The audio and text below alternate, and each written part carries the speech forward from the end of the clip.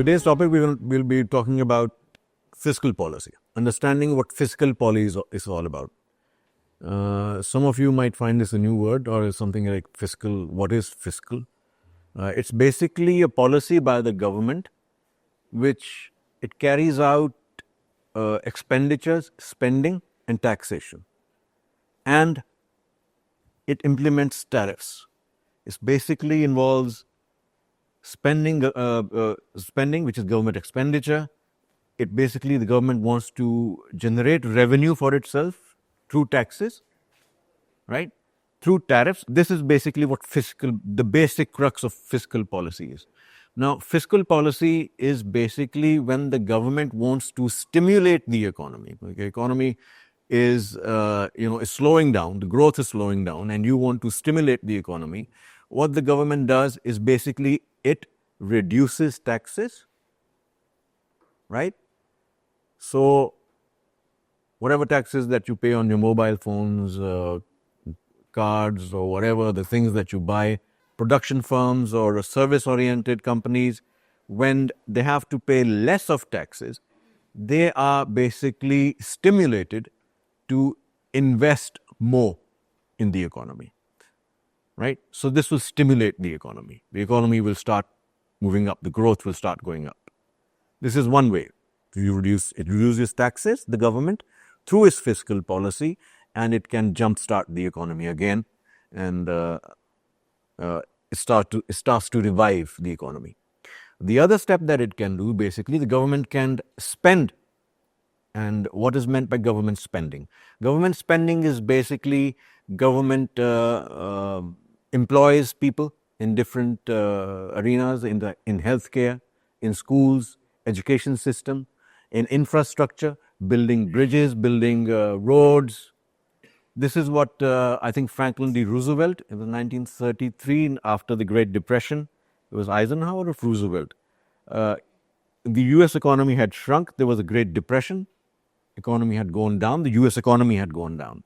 And the then president, he stimulated the economy by going on a spree of building huge infrastructures. The Golden Gate Bridge in San Francisco, and roads, buildings, everything. That what it does, when you start building infrastructure, you get to employ a lot of people. Hiring.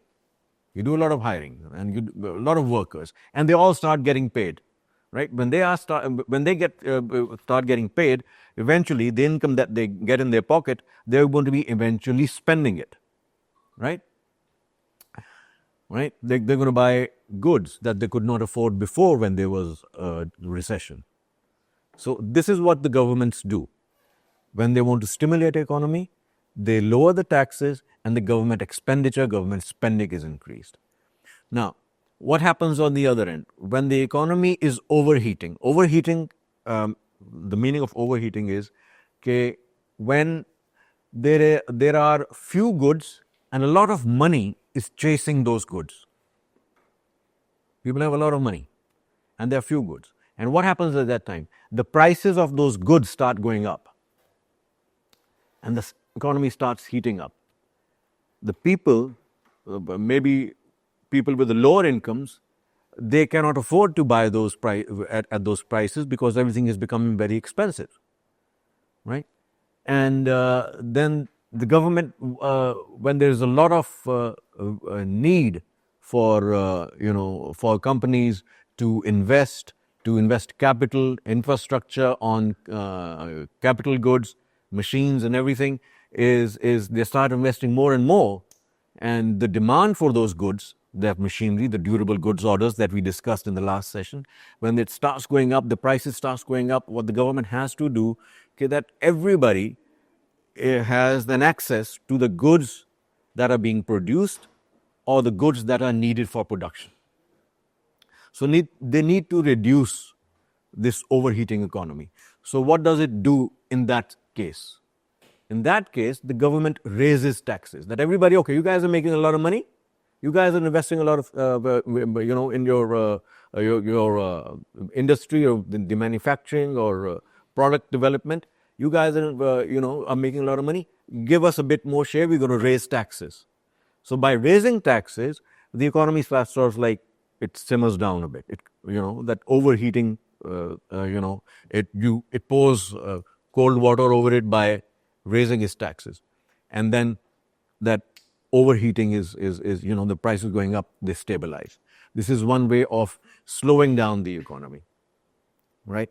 The other thing is, it can also, as I said, when expanding an economy, if it has to spend, when contracting and they require a contraction in the economy, they lower their spending, right? The basic of fiscal policy.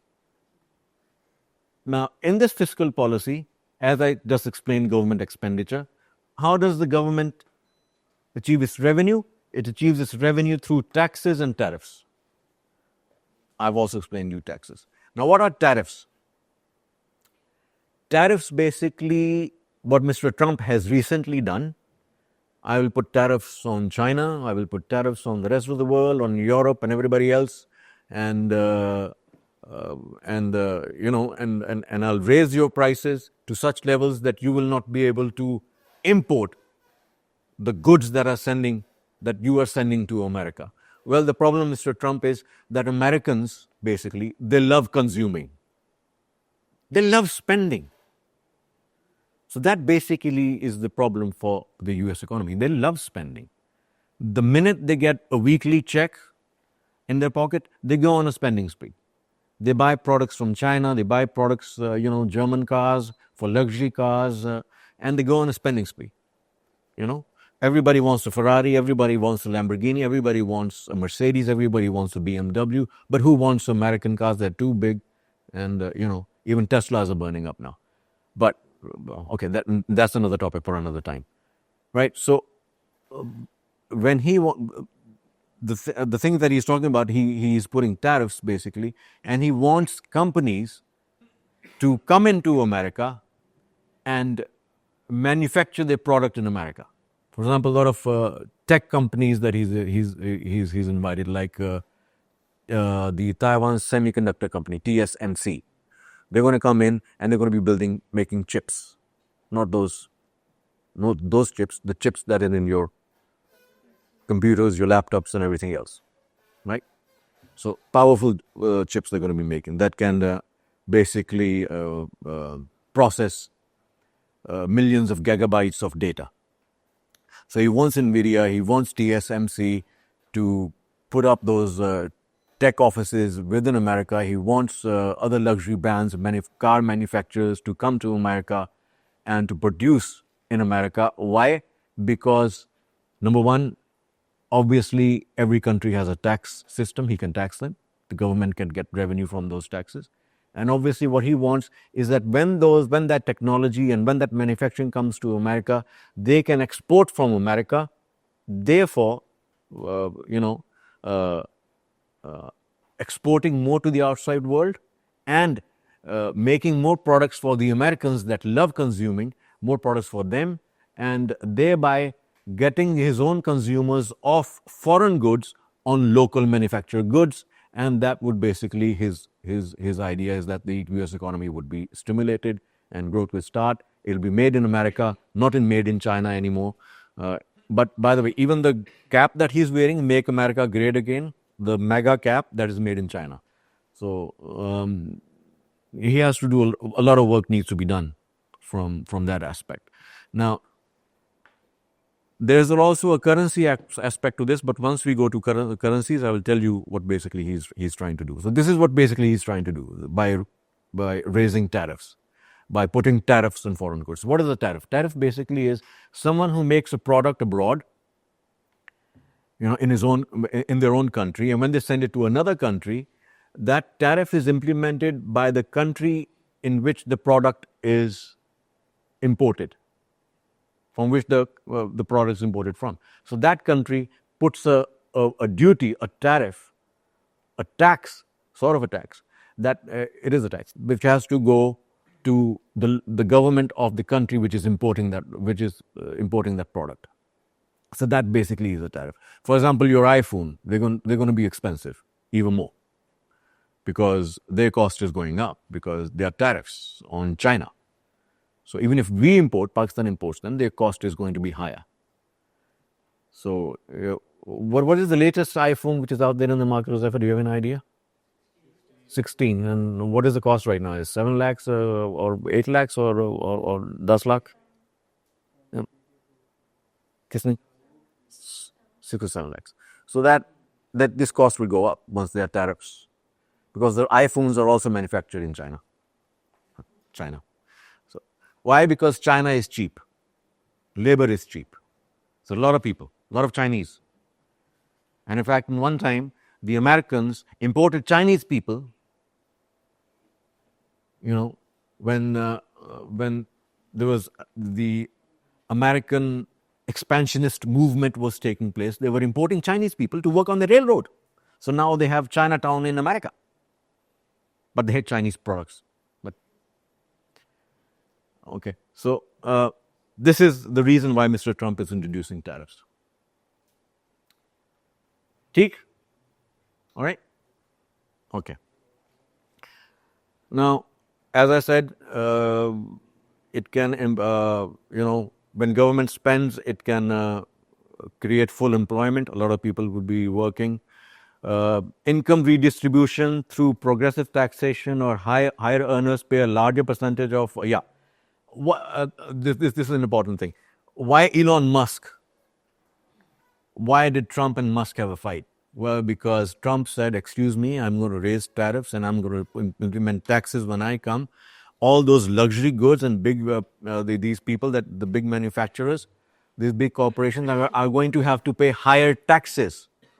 So Musk said, F you, Mr. Trump. Thank you very much. I'm leaving Doge, the Department of Government Efficiency, and I'm going to go back to, looking after my Tesla company. So this is the reason that higher earners, high people who have corporations that have higher income, or people who have higher income, they would increase their tax slab for them. Like in our government, the people earning yearly, Salana, they are making this much, they would have to pay a higher tax. Similarly, this is what Mr. Trump did in America, and Musk got pissed off. So this is what how the government, through taxes, it can earn money for itself.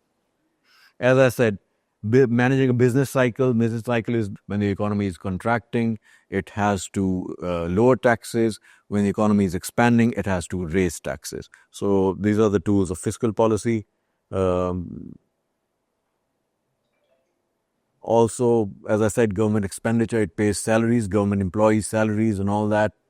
Government hospitals, nurses, doctors and all that, that's also part of that, this.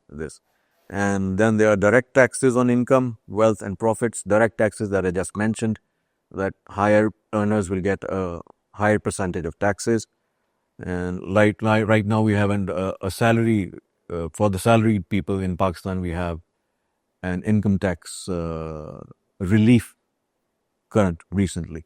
So that is the relief for me. This basically is about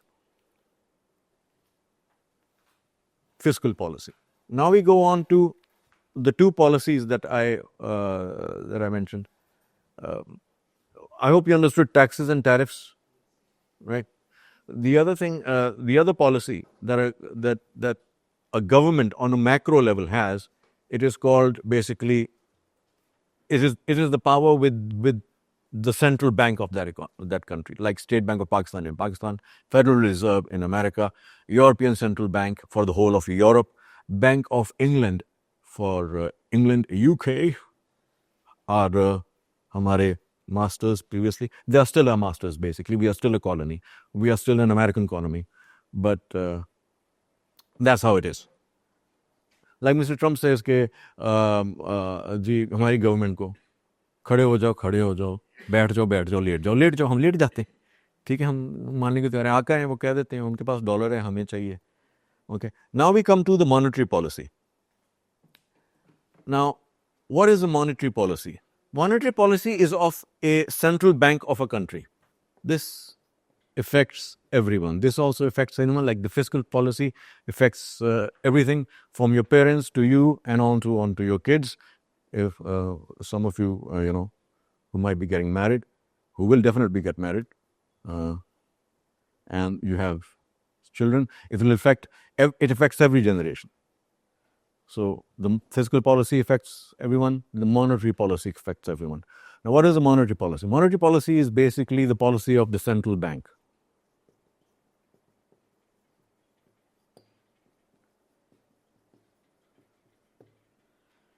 Now, what tools, what method does the central bank have to manage the monetary policy? Why is this monetary policy required? It basically creates credit and basically money supply.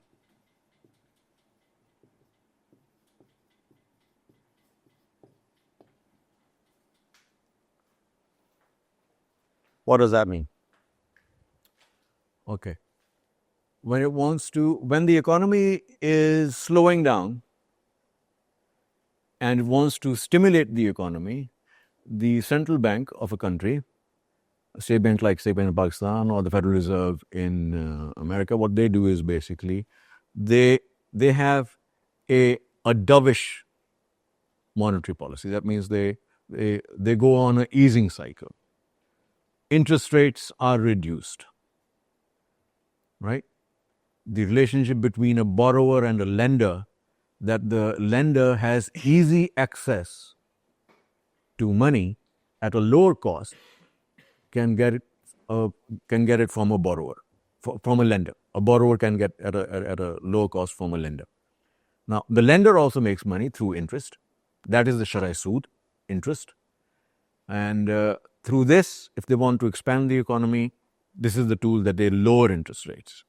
So more people, जैसे like you watch in the movies, सेठ साहब पैसे चाहिए, सेठ साहब कहेंगे ले लो, लेकिन जब टाइम पे दोगे तो उसके ऊपर तुम्हें you have to give me 30%, 20%. When you go subprime market, जैसे कहते हैं, loan sharks जिन्हें कहते हैं, these are called loan sharks. When you go privately to someone, ठीक है, खान साहब को सुना है उनके पास बदमाश बड़े हैं लेकिन पैसा दे देते हैं, मुश्किल बड़ी है, कारोबार मंदा हो गया है, तनख्वाहें देनी है, क्या करें? मैं खान साहब को बदनाम कर रहा हूँ, लेकिन अक्सर खान पठानों की नहीं, काफ़ी लोग यहाँ पाकिस्तान में पंजाबी भी करते हैं, everybody does it, and that is the lender of, ये वो कहते हैं ना कि for desperate times, most desperate times, business is sinking, कारोबार डूब रहा है, पैसे नहीं है, बच्चे भूखे मर रहे हैं, किसी को बिस्किट चाहिए, किसी को वनीला आइसक्रीम चाहिए, वो नहीं है, वो रो रहे हैं, ठीक है, then you go to the local thug, the loan shark, इसे कहते हैं loan shark, and the loan shark says कि I'll lend you, but it has to be 30% on top of the principal amount that you have to pay me. The loan that I've given you, XYZ amount, 1,000 rupees, you have to give me 1,030 at flan time, after 6 months or a year or whatever, right? He says yes. Then he says to him, if you cannot give me, I'm telling you a definition of a loan shark, if you cannot give me that money on time, I will have a percentage of that money, definitely I will get my money, but if you don't give me the full payment, I will cut off your ear. A part of a play written by William Shakespeare, The Merchant of Venice. Shylock is the guy, the loan shark that I'm talking about. He says he is a Jew and he lends money to someone. And when the time comes that this guy hasn't paid me my amount and the interest, now I want a pound of flesh. So this is what loan sharks want then at the end of the day. They'll cut off your finger. Abaji came back he left with 5 fingers, but he came back with 4. Abaji, what happened? Abaji can't hold his cup of tea properly. What happened? Abaji's 2 fingers are missing this time. Late on 2 payments. Right? So this is what loan sharks do. Right? Just a rude example of what this world is. So take care of your abajis. Don't तंग मत करो उनको, मुझे ये भी चाहिए, मुझे वो भी चाहिए, वो भी चाहिए, उसके पास, दोस्त के पास आईफोन है, मुझे भी चाहिए, मैं खाना नहीं खाऊंगा, अब्बा जी मुझे वो चाहिए. अब्बा जी comes home and he's like, my son या मेरी बेटी is, I don't see them crying, say what, okay, what do I do, कटा लो उंगली यार, तो बच्चा खुश हो जाए. तो this is a crude example of what this lending is, interest-based system is. This is what basically interest-based system is. So the capitalistic interest-based system. Kosher पे आ जाते हैं. Kosher में halal, which is what is the world that we are living in. This is also वही form. Your central bank and all that, they're also badmash. देना तो पड़ेगा. The central bank also, if you borrow from any one of my छोटे बदमाश, which are the commercial banks, या दूसरे public dealing banks or investment banks, whatever interest they charge you, you have to pay. We will have your pound of flesh. Okay, so that percentage, okay, how much flesh you give them, either your finger or your ears, is determined by the level of interest rate. So the central bank says, okay, looking at the economy and the state of the economy, like the Federal Reserve today, looking at the job situation, people have jobs, there is also growth, there is a fear of tariffs and all that, and inflation might stay at a level higher than what the US is looking at, higher than 2%, or right now is somewhere around 2.5%, because that inflation has to be covered and the profit has to be given to the lender. So we will keep our interest rates at 4.25%. On top of this 4.25, that 1.5%, or somewhere near to 1.75%, is the profit of the lender, basically, that everybody has to pay. And okay, there is this abhi I got this in mind. This is very important. This is very important. आप समझते हैं कि you think that your State Bank of Pakistan is everything, and it mets out the your monetary policy and what it does and everything. No. There is a bank on top of all these banks, which is not answerable to anybody.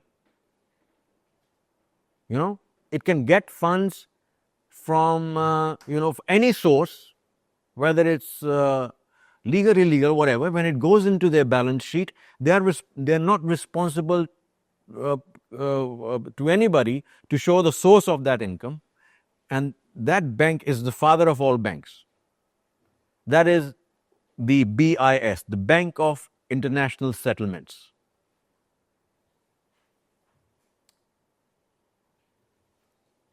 So that bank, on top of all these banks, that's the Bank of International Settlements. Then you have the Federal Reserve. Then you have the Bank of England, the European Central Bank, the Bank of England, Bank of Thailand, Bank of Canada, Bank of Pakistan, State Bank of Pakistan, everything. They're all eventually they're answerable. The IMF is also under it. The Asian Development Bank is also under it. The World Bank is also under it. They are all answerable to this higher being, which is the Bank of International Settlements. It is collecting all the interest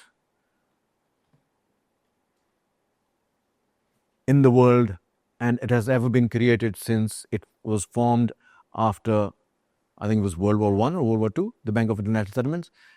Germany was defeated in World War II, and it was basically the repatriation and the punishment of the Germans, or the Weimar, the German Reich, the land or it has seized during its German invasion of Poland, France, and so on, first in Europe, and it had to punish the Germans, the Germans at that time. It had to, and the Allied forces were rewarded by this bank. This portion of land, or the spoils of war, goes to the US, the UK, France, and all these countries, the Allied forces, and that was the job of a Bank of International Settlements. That's why it was formed. And so on. It still exists today. It is in Switzerland, where all your ill-gotten wealth of your corrupt leaders goes to. And that's how the Swiss economy thrives, basically. Obviously, someone of Swiss nationality is not going to like me of what I've just said, but that is the fact. There are no questions asked from where you got your money and,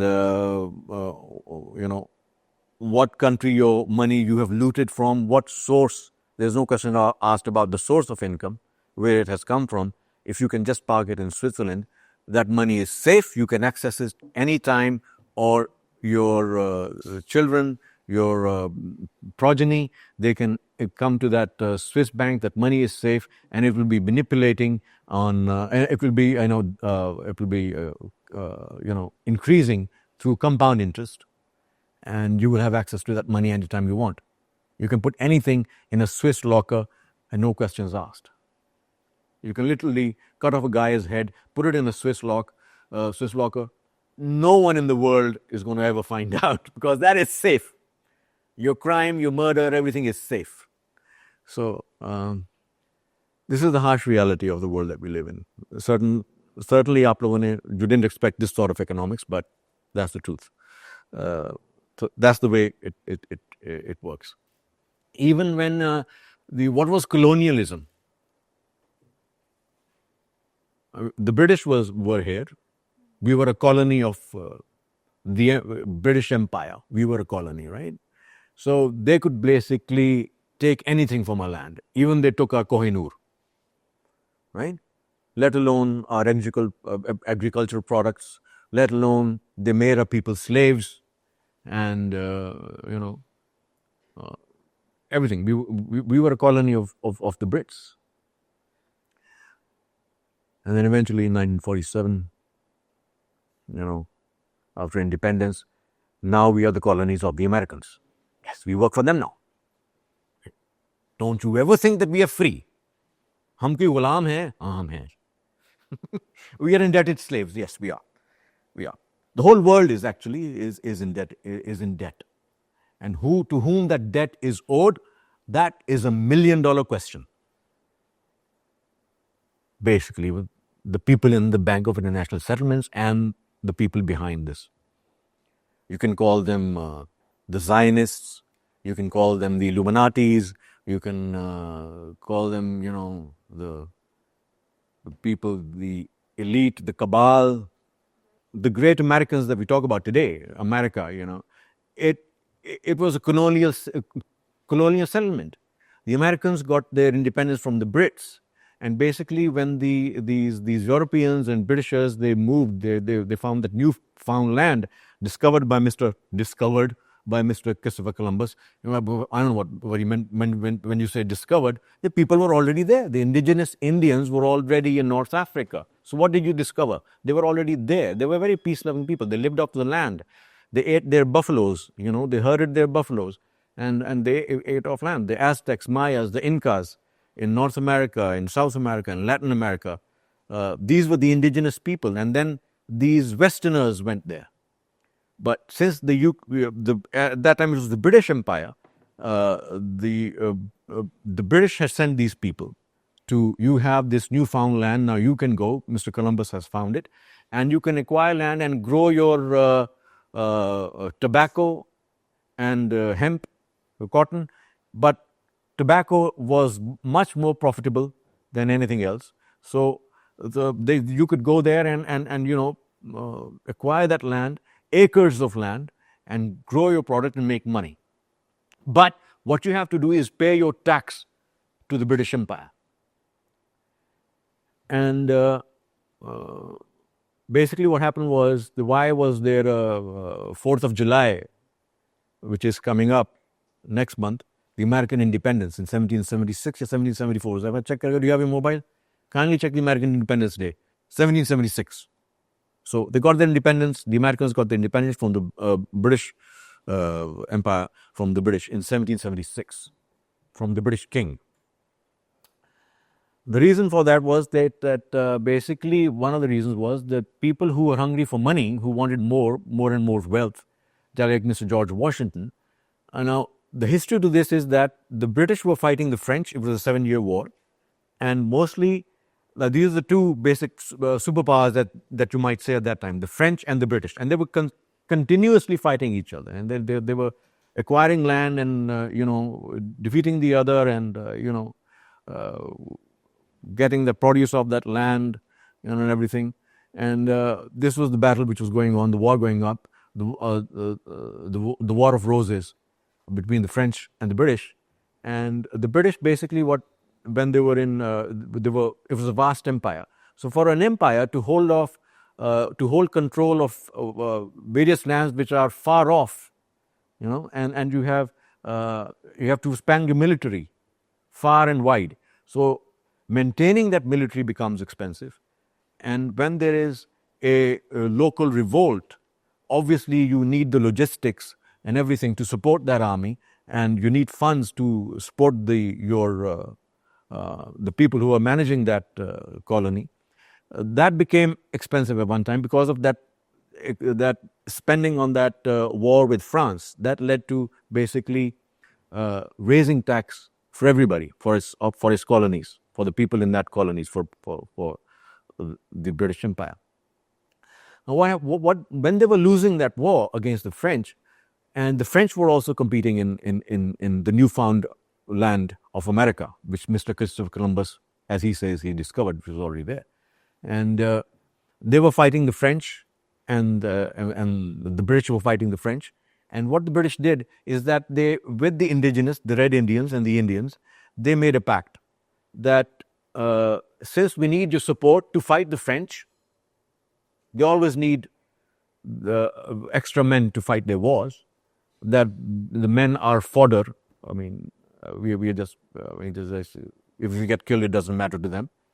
So they did a deal with the Indians that their colonists that were there in Mr. George Washington, he became an American hero at the end of it wasn't America at that time. So it told those colonist settlers that you cannot expand to a certain land beyond this area, the Appalachian land, it was called at that time. It's still called that. And so, because we have made a deal with the indigenous Indian people, and they are assisting the British Army in fighting off the French. So please do not go into these areas. But Mr. George Washington, who was the father of the American independence and the father of America as it is, and they revere Mr. George Washington, he was a very greedy son of a gun. To him, these pacts and treaties didn't matter. To him, what mattered was money. Now, he wanted land to grow tobacco and hemp, and because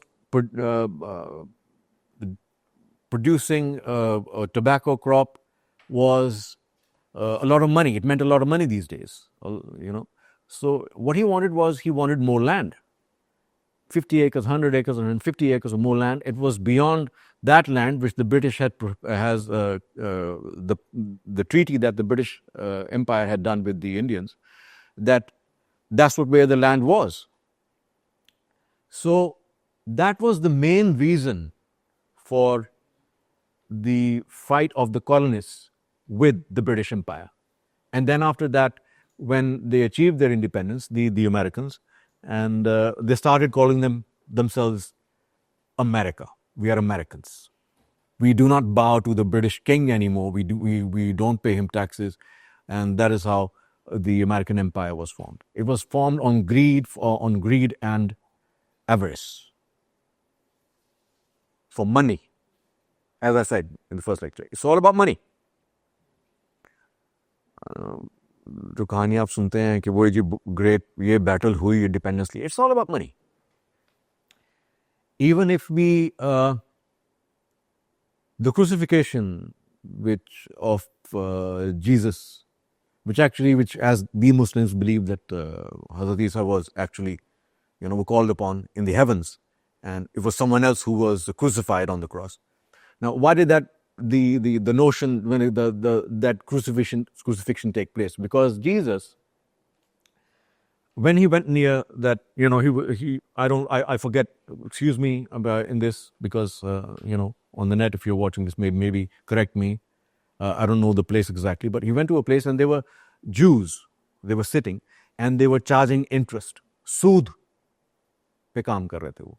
They were working on interest. They were loaning out money on interest. So what Isa ibn Maryam did, he got so angry. He said, what are you doing?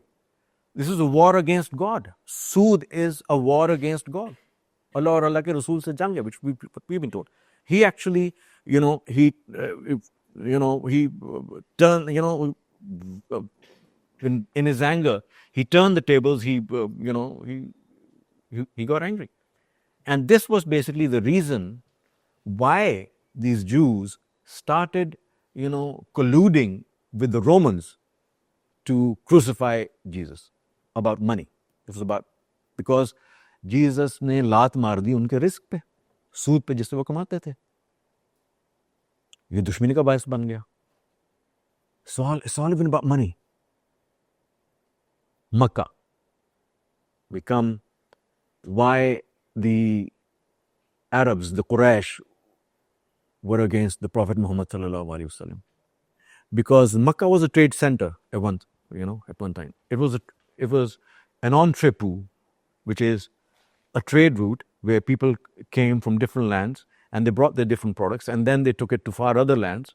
And why that pilgrimage around the Holy Kaaba, that before the advent of Islam, the people came from all, because once a year and every time, in months' time, they used to bring their idols, and along with that, they used to bring trade, their goods that they wanted to sell in the bazaars of Makkah.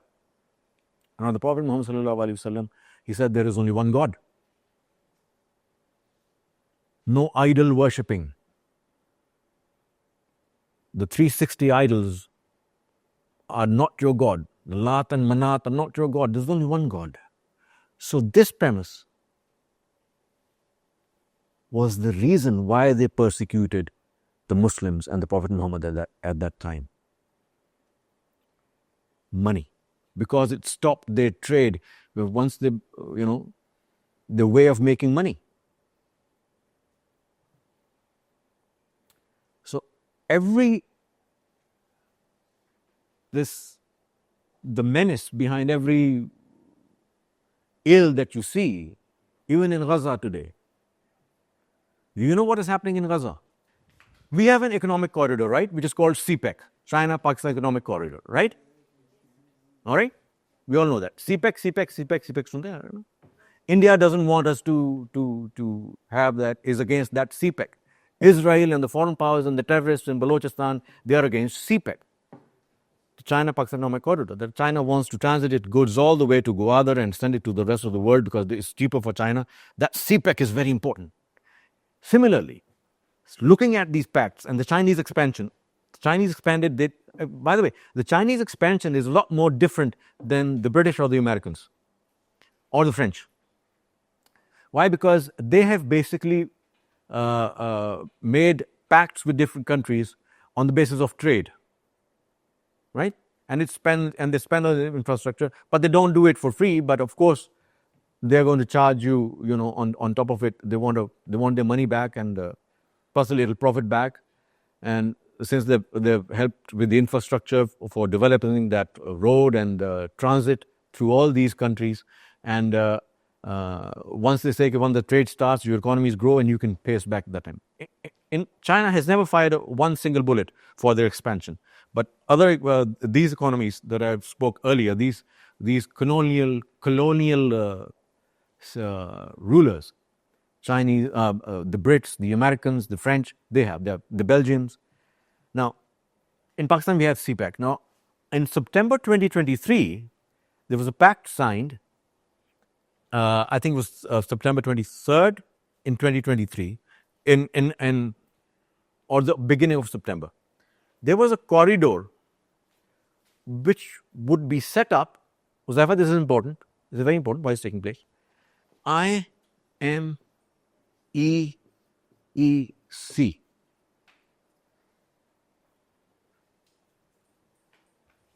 This pact was signed. They were agreed upon, and they are doing this on this.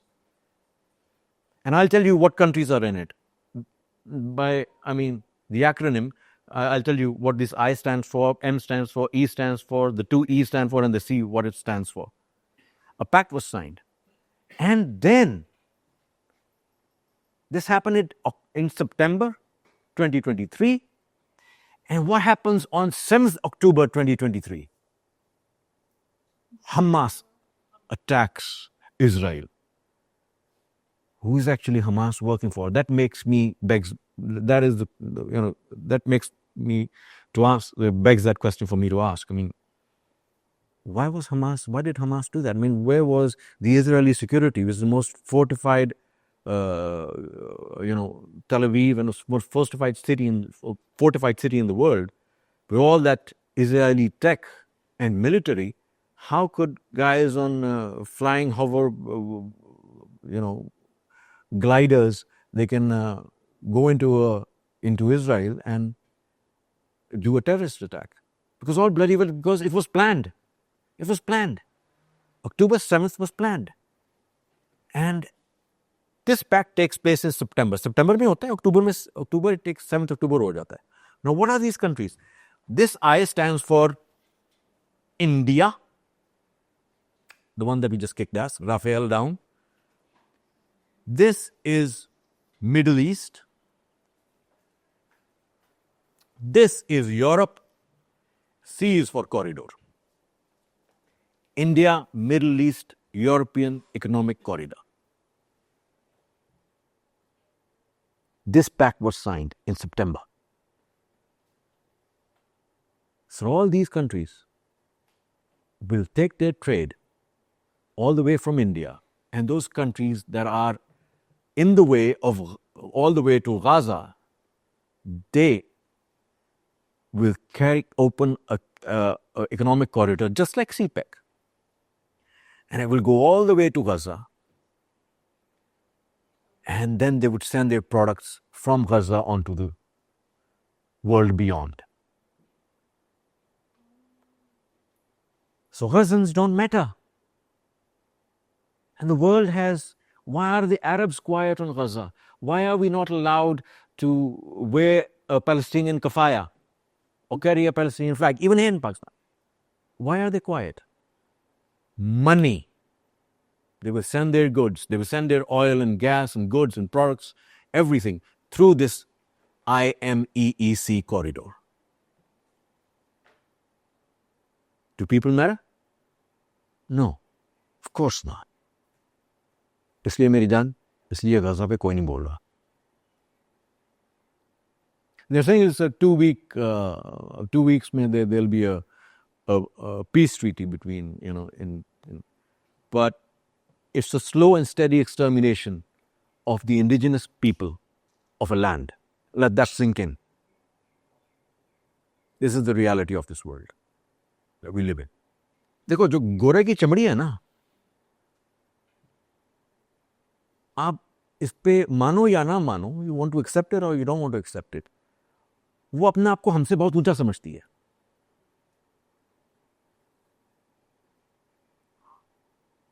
ये colonial settlers, ये गोरा, वो अपने आप को हमेशा उनके, even if you look at, they say कि their brain is bigger, they are smarter, and through Mr. Darwin theory of survivability, किसी ने सुना होगा, ठीक? They're saying that their brain, it doesn't have the capacity to think properly. This is what they say to us. This is all based on segregation. The people, the Israelis, they call the rest of the people goyams, barbarians. You guys are barbarians. The Talmudic Israeli Zionist nation is superior to you all. Even recently, the Indians went to Israel to kill Palestinians. And when this war with Iran started, they did not let the Indians into their shelters in Israel. They said, you are beneath us. I mean, this is how they think. See, Torah is different. Talmud is a book which is basically in the Babylonian times. These are the Talmudic Jews in Israel, the Zionists. The Jews that follow the Torah have their concepts, are in similar with Islam and true Christianity, Injil. Now, there are different types of Zionists. A Zionist is a movement, basically. A Zionist is a Zionist Jew, which is in Israel. There could be a Zionist Christian, which basically is the Zionist Christian mentality in the UK, in the US government right now. There are Zionist Christians, Pete Hegseth, the Zionist Christian. And then there are Zionist Muslims who believe in this ideology of Zionism, that this ideology is far superior, and those who follow it, as in Saudi, in UAE, in these states, they are saying that these Israelis and us Muslims are like brothers. We are from, from one Abraham, Jacob, Isaac, and then it was Ismail. From Ismail is the Prophet Muhammad sallallahu alaihi wasallam, and they're trying to, but it's not the Bani Israel. Israel is not Bani Israel. And most of the Christians that I've spoken to a few, and they say, okay, this Israel is the land of Bani Israel. I'm sorry, it is not. This Israel was formed by the Rothschild giving money to the UK Count, Mr. Arthur Balfour, in 1948 after World War II. And then Israel was formed. Because nobody wanted these Jews in the beginning after World War II. Because the problem with these Jews, the Zionists, the Talmudic Jews, is that they use every sort of way to earn money. They will use pornography, sex trafficking, and this is what they were doing in Germany basically. This led to the decadence of the German population, of the German people. Prostitution. And Hitler wanted to end this. The owner of the owner of the biggest porn site is an Israeli Zionist who's a member of the Israeli parliament.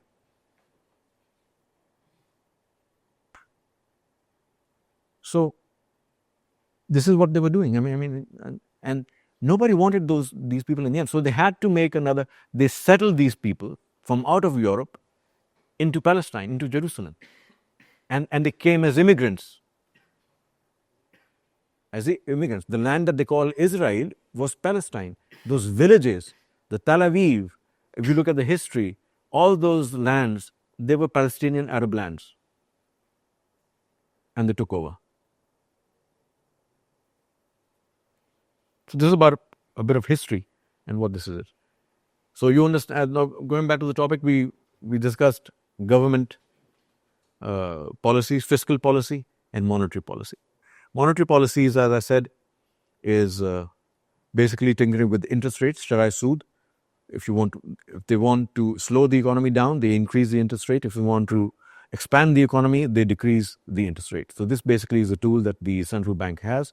And why there are interest rates important? Because they have to set up interest rates because they have to get the economy working. They have to keep people working so they can be taxed and they can generate revenue for the government. And the government, if it owes money to the Federal Reserve System or any bank, it pays that to that central bank. And the central bank, that Fed, pays its share to its main lender, to its main, the topmost bank, which is the Bank of International Settlements. Eventually, all your revenues from these countries go to the Bank of International Settlements. So this is the truth. They will not teach you this in economics or any other source, because this is the way to exploit the people of this world, of every nation of this world. We are all slaves, basically. We are indebted to them, to these countries. The next topic for the day is currencies, commodities, and bonds. Now, I'll try to make this very simple. Okay, we already know, okay, what a currency is, a commodity is, or bonds are. First of all, I'd like to tell you, does anybody know, okay, what is a face value? Okay, what's the face value on a currency note? A 10 rupee note, what is the face value on it? 10. 10. That's the face value. What's called the face value. Now, what affects the value of a currency? This is a very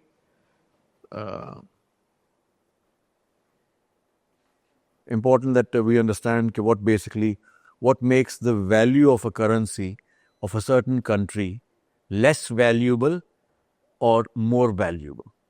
First of all, obviously, is the state of the economy, the GDP, the size of the GDP, and the products and services that country is producing, and the need of those services and products by its domestic people, its local population, and also the need of those products and services of the rest of the world.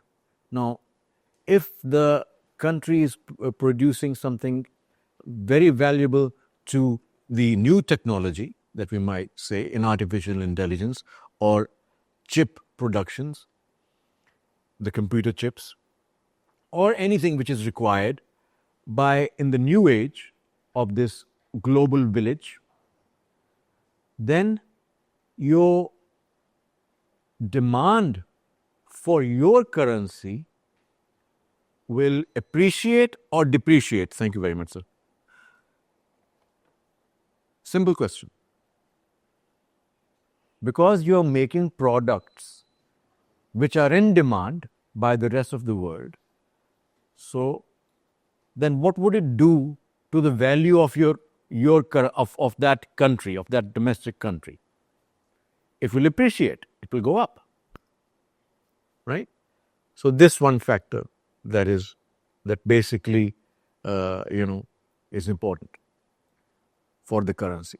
Also, the central bank's role that we just talked about, the central bank of your country, its monetary policy, how it maintains its monetary policy, and if that monetary policy controls the inflation, afrat-izar in Urdu, controls the inflation, then that currency has a stable value. Okay? So, these two factors. Now, if there are two ways to look at it, okay, why the price of a certain currency, as I said, appreciates or depreciates. It will appreciate if, for example, people who want, when there is a time of, they want the economy, the central bank, when they want the economy to contract, not to expand, what it does was, as I explained earlier, that they will raise interest rates. And when that interest rate is raised, there is a lender and there is a borrower. And there's also, these are two players. Basically, what happens is that people with a lot of capital, with a lot of money, with good sized funds, they will park their money as a deposit in a bank, in a form of a savings account or a profit or loss sharing account. The banks never make any losses. It always makes a profit. That is why it is in business. That's why it goes into business, because it wants to make a profit. That person who opens a deposit, or deposits money in the savings account, will earn on a yearly basis a certain percentage of interest, sood.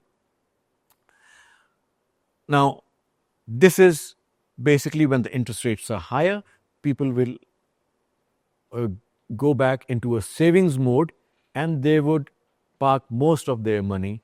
They would make money from their savings. They would, from whatever high paid salaries they are getting or any form of business they are getting, they quickly go into the shell when things are uncertain, that inflation is getting higher, a lot of things out there are getting expensive, gas is getting expensive, electricity is getting expensive, and all that, even for industry and all that. In the time of uncertainty or at that times, people go into these saving accounts. And they also start buying government bonds. A bond is a simple IOU. IOU. मैं आपको O करता हूँ, जैसे मैंने पहले explain किया था आपको. Now, government is basically this one way of government borrowing. It borrows from the public through a bond to finance its deficit. Now, bond basically is a way. They can be corporate bonds and they could be government bonds.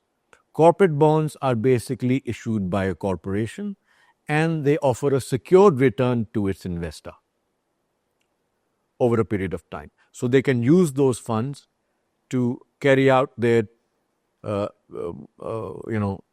expenses, to cover their expenses, and to expand their investment or expand their manufacturing plant or a service company. This is the way a bond works. Now, I've talked about, you understood about the currency and the bonds. I'll come to the commodities also later. This is very simple. These are the three things basically: currencies, commodities, and bonds, which in this market, in these financial markets, which are traded very often on a daily basis, on a minute-to-minute basis, because the prices of all these things, they fluctuate according to the condition of the economy. They fluctuate on the basis what the government is doing. Is it borrowing more, or is it, when it wants to borrow more, it needs money to spend, or is it borrowing less? Is the government expanding its balance sheet, or is the government contracting its balance sheet? When it's expanding its balance sheet, that means it is acquiring and it is spending and carrying out projects. When it's contracting its balance sheet, the same thing as Mr. Trump is doing right now in the US. He is shutting down government spending. For example, he's shutting funding to universities like Harvard and the research departments. He has shut down US aid. So he is basically contracting the government's balance sheet in order to reduce his deficit, the government's deficit. Now, these basically are the traits of a currency and a bond. Now, a bond, you all understood what a currency and its value affects that currency. Now, what affects the bond price? Well, a bond price basically is affected by, obviously, the decision of the central bank on its interest rates. Face value, I just told you about in a currency. So face value. Yeah, for example, I'll give you also an example what is the face value, जो आसानी से आप समझ जाएं. For example, tickets जो you sell of a movie is sold in black at one time. The face value of that ticket is, for example, let's say it's 2,000 rupees, but it is a good movie. सबने देखनी है, बहुत अच्छी movie, acting ज़बरदस्त हुई, it's a good script and all that, मज़ा आया. And the demand for that movie goes up. A lot of public rushes in. Every show is full. Now what happens?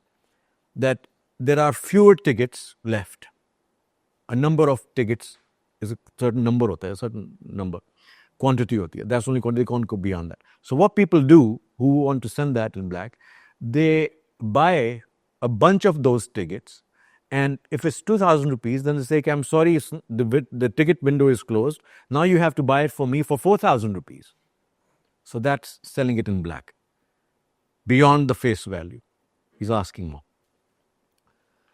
So just an example of face value, and because of the demand, the value of that has gone up from 2,000 to 4,000 rupees. And people do buy it for 4,000 rupees, right? ठीक है, जब आई है तो देखनी है तो आई है, फिर देखनी है, बस आ रही है, शौक है, ठीक. Now this is the formula for a bond yield calculation. What is a yield? Yield is basically the overall return for a person who is invested in a bond, who has bought a bond. Now what is he looking for?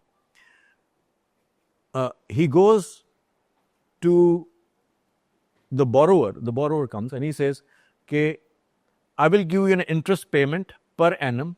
For example, if it's a $1,000 face value,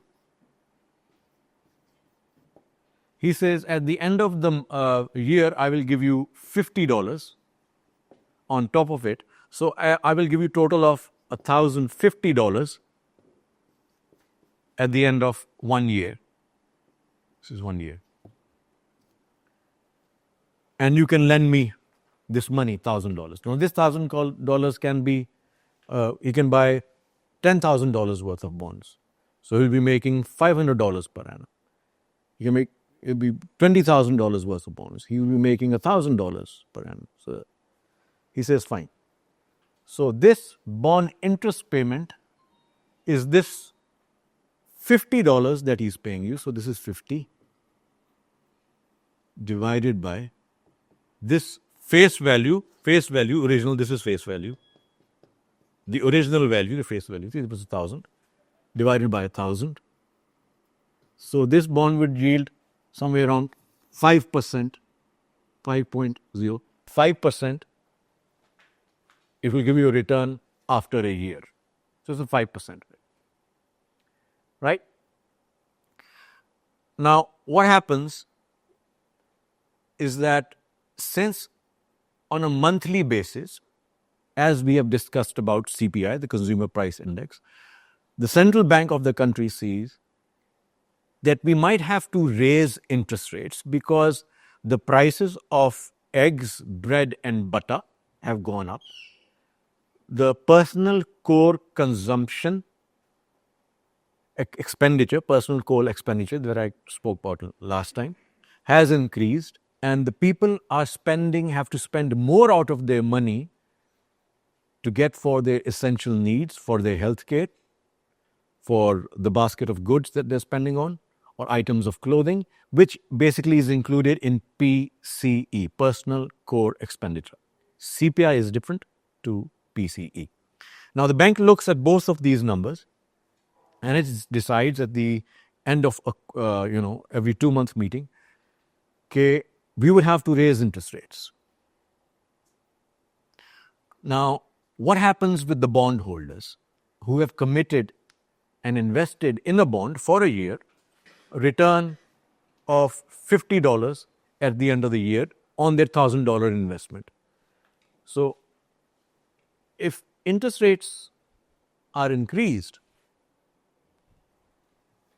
that means the new bond buyers, the new bonds that the government will have to issue,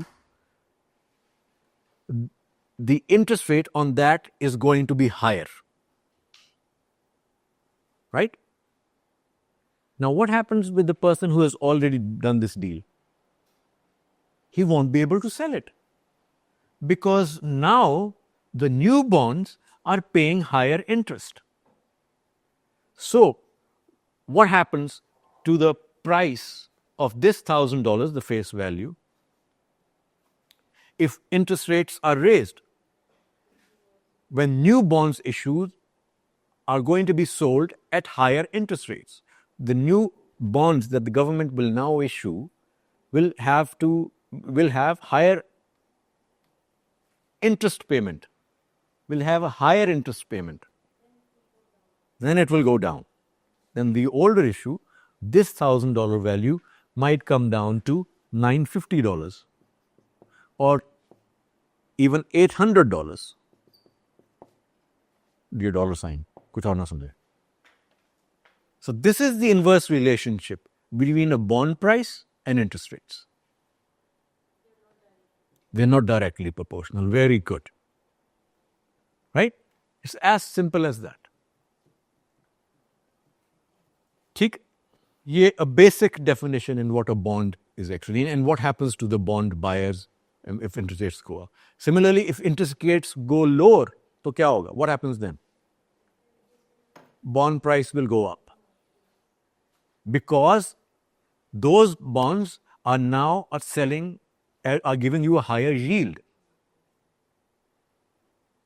Right? This basically is the reality of a bond in a very simple terms. Right? I always when I teach you about these basic facts, I'll tell you in relation to economic events that have taken place and in actuality what governments and presidents and leaders have done to acquire funding for their spending spree or their expenditures for the government. अब उसकी तरफ जाते हैं. अब governments क्या करते हैं? What do governments? I will again go back to a bit of history lesson which has taken place. Why is economics very important to understand what has actually happened in the world? And for me to make this course interesting, that is why I have to tell you a little bit about the events which have taken place in the economic arena as far as the economics or the how governments have used these tools to fund their government or to fund their deficit financing. Now, what is deficit financing? I'll come to that. The US, as of this moment, I think, if I'm correct, the US government, which has a GDP of let's say $29.9 trillion or $30 trillion, the total GDP of the US economy, the government expenditure plus is investment plus is consumer consumption plus is exports minus imports, right now stands at 29.9 or 30 trillion US dollars. But the US government has a national debt somewhere around 34 to 35 trillion dollars. That means the US government is at a deficit.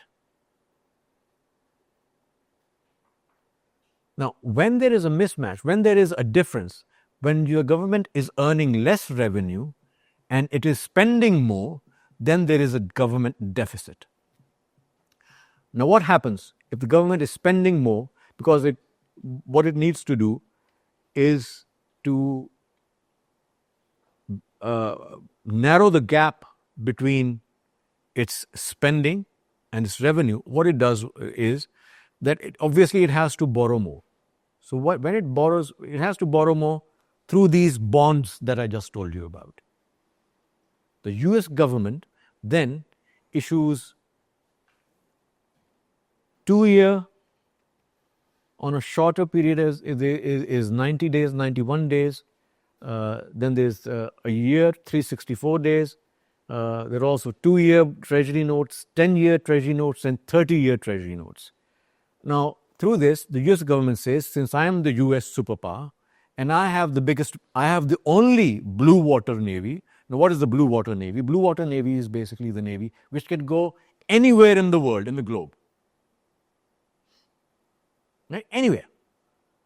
From Antarctica to Atlantic to Pacific to the Arabian Sea, it can go anywhere.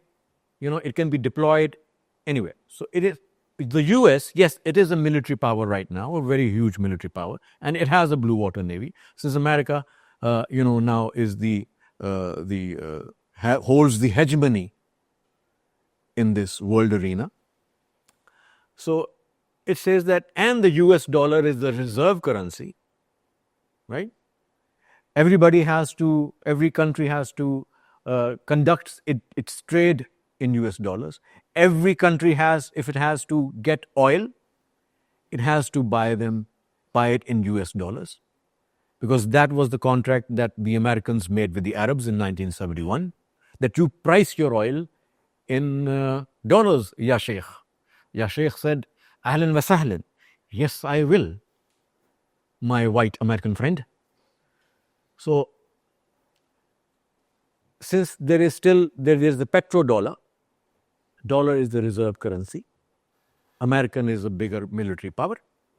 So, America says, and since my GDP is bigger than anybody else, $30 trillion, it doesn't matter if I have $35 trillion debt, but all of the things that I've just mentioned, it makes America very important. And whatever money you give me, surely, even if it's 10 years or 20 years or 30 years, since I have been in power, since it's been 250 years, America is still there, I have not died and gone anywhere, you can lend me, or I can, as much as you want. And I will redeem your money with interest payments at the end of that time period. I am the great American superpower, Uncle Sam. And Uncle Sam never renegades on its, commitment, or it always pays its debt. Well, this is a load of bullshit. It has always reneged on its commitment. This is the first thing I told you about, is what America wants you to believe. But the reality is a lot more different. Now we're going to discuss about reality, what the Americans have done.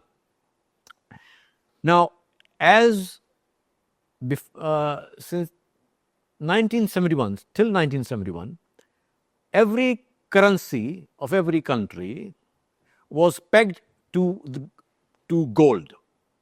That your note, or the currency note, that you can go to your central bank, its currency note is actually a promissory note.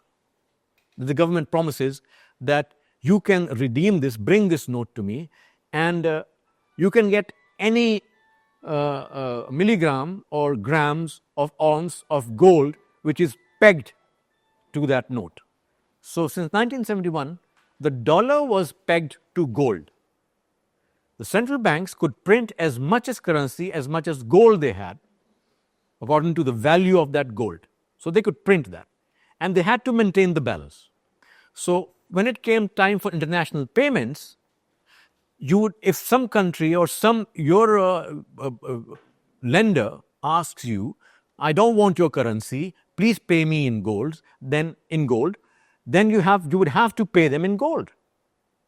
This was the gold standard. Okay? This was gold standard. Now, lo and behold, what happens? In 1934, after the Great Depression, during that, America was in trouble. There was low growth, higher inflation, no jobs, and people were committing suicide. They were jumping out of windows. Stockbrokers, they jumped out of 10-story buildings, or even higher at that time. So, what Mr. Roosevelt, I think it was 1934, who was the president? It was, I should give you the right information, but wrong. Roosevelt or Eisenhower? I think it was Roosevelt. Roosevelt, yes, okay. Now, Mr. Roosevelt, President Roosevelt, went on a spending spree and expanded the US government's balance sheet. For that, to expand his balance sheet, he had to do a lot of borrowing. Now, he borrowed through the US bonds, the bond that I just explained, a lot from the US public itself, and also from international lenders as well. Now, when the time came to make due on his payment, he realized that he had borrowed so much that the amount of gold at that time at Fort Worth, Dallas, Fort Knox, was not as much as the debt that he has taken on. Gold itna nahi tha piche, because at that time the dollar was pegged to gold. So what he did, for example, let's say at that time, before the ounce of gold would cost $20. 1 ounce of gold.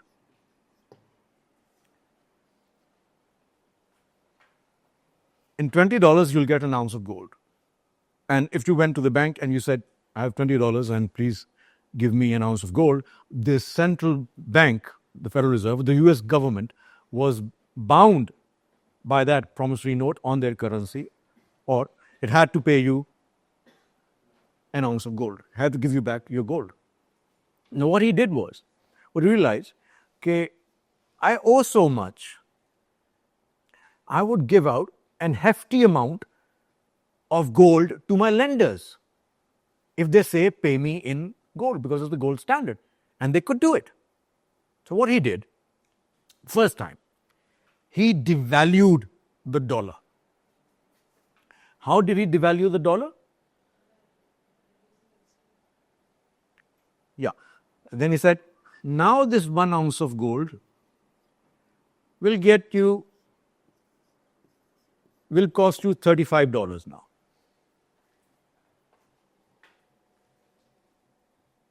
ठीक? So I can print, since the Federal Reserve can print dollars as much as it wants, and it charges US government, by the way, because the Federal Reserve, as I said in the earlier topic, earlier lecture, that the Federal Reserve is answerable to the Bank of International Settlements in Basel, Switzerland. In Switzerland. ठीक है, उसने अपने माई बाप को उसने ऊपर भी answer देना ना बैंक वाले ने. No, the US government, believe you me, the US government does not own the Federal Reserve. Federal Reserve is a private entity. You see? Trump, even the President of the United States of America does not have the authority to fire the Federal Reserve chairman. The bank has its own rules. In 1917, this Federal Reserve Act was made by a couple of bankers and wankers, Warburg, Rockefeller. These guys got together and they came up with the Federal Reserve Act. The people behind the capitalist interest-based system. And, the thing is, the most important point is, the Federal Reserve is not owned by the US government. It is a private banking system. Okay? So what he did was, he devalued the dollar. So, in essence, saying, if these are the amount of dollars I owe you, now you would get less of gold because more dollars are now chasing that same amount of gold. So that print is so I don't have to give out all of the gold at Fort Knox to my lenders. कि मैं gold ज़रा बचा लूँ, इतना ज़्यादा gold देना ना पड़ जाए to my lenders. So that was the first act of devaluation. And people said, if you're not getting that quantity of same gold, so we might as well not, at the moment, okay, fine, give us that much, but we won't ask for gold. So that was the first time in the 1930s that Mr. Roosevelt devalued the dollar.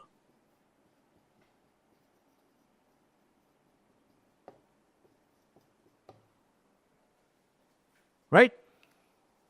Fast forward. And now the US becomes, I got away with this. I've done this. मैं बच गया हूँ. वो मुंह को खून लग गया US government को. And it went on, wherever it wanted to start a war. One more important thing. The US power is based on its US military, right? Now, recently in this Iran-US-Israel conflict, we saw that only the US had that stealth bomber, which could carry that big bomb that Mr. Trump said. And the US only had the ability to drop that kind of a bomb on a country. So the US basically, all this hubris that you might say, is because it has a very strong military presence in the world. It's a military power. So it basically, so. Now, also, I'll tell you, there's one fact that just something that came into my mind. I just want to tell you. Okay, when you're making a lot of when your corporations like Raytheon, Lockheed Martin, these war arsenal companies, weapons manufacturing companies, when they are making weapons, when they've made weapons, and they're selling it to the U.S. government, and you've got a lot of, and you are a military power, and you have a lot of weapons, you need to create an event where, when you're able to sell those weapons to someone or use those weapons and justify a war. So wars are, my point is, wars are created. जंग create की जाती है. ऐसा नहीं होता कि जंग हो गई. That war is created, literally created. Okay, let's say this Islamic terrorist, jihadist in this country has carried out a bomb attack on a Western installation, European or American or British, because that company or corporation was, working for the US, British or European country. That company was, using that raw material or input or those resources from that land and was sending it back to a colonial power, to the US. And that jihadist, because they hate America so much, carried out sabotage and caused damage to that installation. We will have a war. So that is so they create that war. That person who carries that act out is basically working for that government, for the CIA or for MI6 or whatever. So they create an event, a false flag, and then a war is created. Or even if they do not like someone in the government who goes against their policies or speaks against them, they create a revolution, or they create a situation where they say intervention is necessary and we have to bomb them or we have to attack them. So these wars are created. So time went on after this first devaluation of the dollar, and we come to 1971. What happens prior to 1971? In the 1960s, Vietnam War takes place. As I said, America, the flag bearer of democracy and capitalism, did not want the communists taking over Vietnam, and they intervened in Vietnam, and they killed a lot of Vietnamese. And in doing so, the American government again encountered a lot of debt. It had to fund that war, and then again in 1971, the US government started borrowing from foreign countries, from other countries. And then again, after the war in 1971, everybody asked, Ameriki Saab, Chaudhry Saab, salute, salam, how are you? I'm fine, I'm good. So could you please, redeem our debt, that the money that we gave you for your war? And Mr. Richard Nixon was the president, the US president at that time. And he was told, Paji sir, there's not much gold at Fort Knox. Again, our debt is really, really high, and we would lose all our gold at Fort Knox. Again, the same question that Mr. Roosevelt was put to. And then what Mr. Nixon does is an historic event that basically took place in 1971. He said, the hell with you all. I will give you only dollars. I will not pay you in gold. And from today onwards, this day, I think it was February or November, something like that, in 1971, he took the dollar off the gold standard, off with the gold standard. So US will print as many dollars as it wants, and we will pay you that worthless paper fiat currency as much as we want so we can print it. Paper is cheap, gold is not. Since it is off that gold standard, I will not give you the gold, I will just give you dollars, and I will print that dollar as much as you can. Since the US was a military power, everybody said, yes, sir. Then again, by 1934, it's reneged on its commitment, it tinkered, and 1971, again the US reneged on its commitment and did these two acts. And now recently, again, the US has reneged on its commitment. How? Tariffs. Mr. Trump's tariffs. Now what happened? What was Mr. Trump thinking when he used that beautiful word, tariffs? I love the word tariffs. This is what he said. Well, the purpose of those tariffs were that the US, at date in 2025, about 2 months back, the US interest, the payment that it had to give in interest to its lenders, was worth $9 trillion US of interest alone to be paid to its lenders. $9 trillion. Obviously. America is not going to pay that debt. We never have. We've never paid our debt. We're not going to pay it. What are you going to do?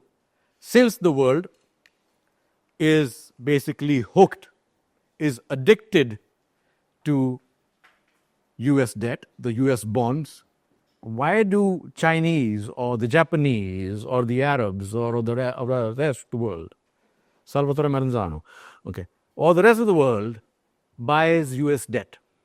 Why? Because US dollar is the reserve currency, as I said, and you have to buy everything in US dollars, your oil, your rice, your whatever you import or you export, you have to sell it in US dollars. So everybody wants US dollars in their reserves, like Pakistan has US dollars in their reserves because it's a reserve currency. Nobody is going to touch our rupee, and it's bloody. It's rupee. Well, keep your rupee, it's worthless, nothing. Shoe with you and your rupee, go. So everybody wants dollars, isn't it? So that's why they buy US debt and they get interest in return, and the US pays them after 2 years, 10 years, or whatever, on whatever little bit interest that they get. Whatever interest that they get. So that is one reason why the countries say they buy US debt. Also, US, the main reason is this, because there is the petrodollar, of oil, which is a very important and very basic commodity. Its importance will stay in the world, no matter what they say. So that is the reason, one of the reasons why. And also why China has bought a lot of US debt. Why? Because China has a lot of US debt, because the interest, from that interest, China has been building its One Belt Road initiative, that it's CPEC, and it's all One Belt Road initiative.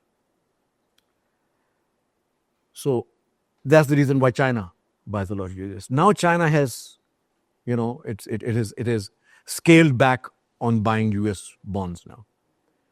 There is a reason for that as well. Now let's go to this. Now, $9 trillion worth of interest had to be paid to the world. सिर्फ सूद जो देना था वो $9 trillion देना था. यहाँ सुन रहे हैं, मैं उर्दू में बोले. सिर्फ सूद जो देना था यूएस ने इस साल सिर्फ इंटरेस्ट में $9 trillion. Of course America is not going to pay. क्यों दूं? सेठ चौधरी क्यों देगा? नहीं देगा ना. मेरे को बड़ा डंडा है यार, सब तो बड़ा, मैं क्यों दूंगा किसी पैसे? What he did was, he introduced tariffs. Now what did tariffs do? Okay.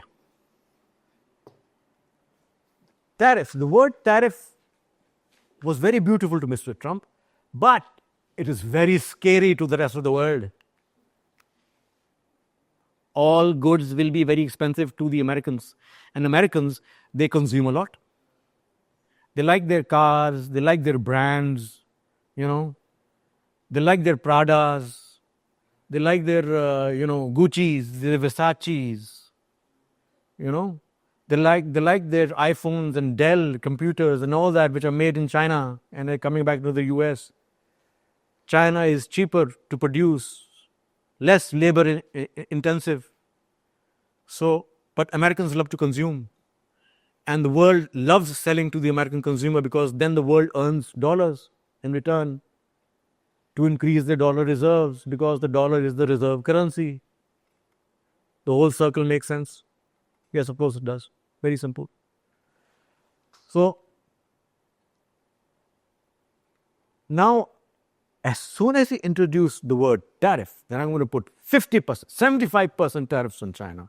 I'm going to 29% on India. I'm going to 25% in India, 29% in Pakistan. Pakistan, this shit doesn't count. And the rest of Europe, I'm going to put on Canada, I'm going to 50% imports and aluminum imports. And the whole world goes crazy. This whole global village, this interconnected world of economies and trade panics. All the producers, they panic. And what happens in a panic?